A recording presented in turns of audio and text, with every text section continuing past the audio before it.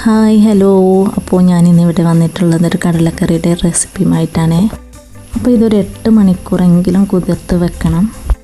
അപ്പോൾ ഇത് നന്നായി കഴുകി വൃത്തിയാക്കിയതിന് ശേഷം നമുക്കൊരു കുക്കറിലിട്ട് വേവിച്ചെടുക്കാം.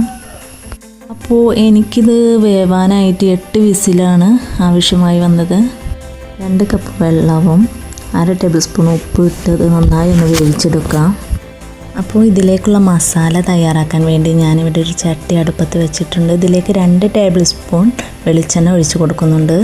ഇതിലേക്കൊരു ചെറിയ കഷ്ണം പട്ട, ഒരു ഏലക്കായ, 2 സവാള ഇട്ട് നന്നായി ഒന്ന് വഴറ്റിയെടുക്കാം.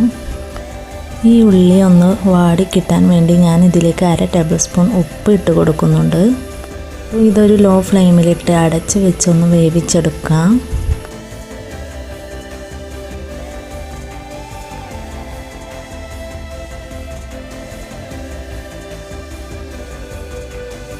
ഇതിലേക്ക് വെളുത്തുള്ളി പേസ്റ്റ് 1/2 ടേബിൾ സ്പൂൺ, ഇഞ്ചി പേസ്റ്റ് 1/4 ടേബിൾ സ്പൂൺ ഇട്ട് നന്നായി ഒന്ന് ഇളക്കി കൊടുക്കുന്നുണ്ട്. ഞാനിതിലേക്ക് 2 പച്ചമുളക് ഇട്ട് കൊടുക്കുന്നുണ്ട്. മല്ലിപ്പൊടി 3/4 ടേബിൾ സ്പൂൺ, മഞ്ഞൾപ്പൊടി 1/4 ടേബിൾ സ്പൂൺ, മുളക് പൊടി 1 table spoon, Kashmiri chilli 1/2 table spoon, garam masala 1/4 table spoon. ഇത് നന്നായി ഒന്ന് ഇളക്കി കൊടുക്കുന്നുണ്ട്. അപ്പോൾ ഇതിൻ്റെ പച്ചമണം മാറുന്നത് വരെ ഇളക്കാം. അപ്പോൾ ഇതിലേക്ക് ഞാൻ 2 തക്കാളി ചേർത്ത് കൊടുക്കുന്നുണ്ട്. ഇതിലേക്ക് ഞാൻ 2 തക്കാളിയാണ് ഇട്ട് കൊടുക്കുന്നത്. ഇനി ഇതൊന്ന് അടച്ച് വെച്ച് ലോ ഫ്ലെയിമിലിട്ടൊന്ന് വേവിച്ചെടുക്കാം.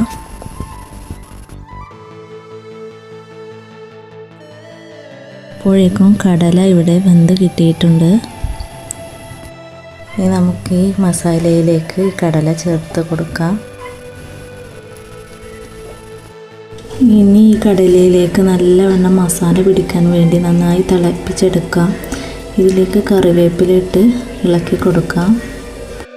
അപ്പോൾ ഇതിൽ നിന്നും 2 ടേബിൾ സ്പൂൺ കടല എടുത്ത് നല്ല പേസ്റ്റ് രൂപത്തിലാക്കി മിക്സിയിൽ അടിച്ചെടുക്കാം.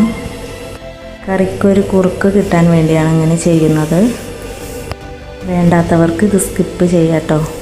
ഇതിലേക്ക് തേങ്ങയൊന്നും അരച്ച് പാരുന്നില്ലല്ലോ, അതുകൊണ്ടാണ് ഞാനിങ്ങനെ ചെയ്യുന്നത്. നല്ല കുറുകിയൊരു ചാറായിട്ട് ഇത് കിട്ടും നമുക്ക്. അപ്പോൾ കടലക്കറി ഇവിടെ റെഡി ആയിട്ടുണ്ട്. നിങ്ങൾക്ക് ഇഷ്ടമായാൽ ഈ വീഡിയോ ലൈക്ക് ചെയ്യുക, ഷെയർ ചെയ്യുക, കമൻറ്റ് ചെയ്യുക. അപ്പോൾ എൻ്റെ ചാനൽ ഒന്ന് സബ്സ്ക്രൈബ് ചെയ്യാനും കൂടി മറക്കരുതേ.